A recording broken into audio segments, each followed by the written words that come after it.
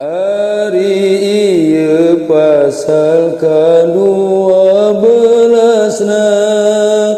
mertelakeun barang-barang nu haramna ku hadas leutik hadas mutawasitna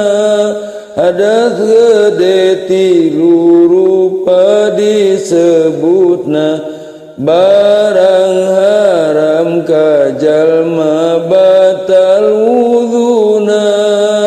opat rupa dina kitab safinana nu kahiji haram salat jeung bangsana khutbah Jum'ah sujud tilawah syukurna nu kadua haram tawaf katiluna haram nyabak musafah nu kaofatna haram wa musaf sakitu buktina waharaman kajalma batal wuduna barang haram ka jalma anu junubna genep rupa dina kitab safinana nu kaopat geus ti heula dituturna kantun dua deui nya eta tambina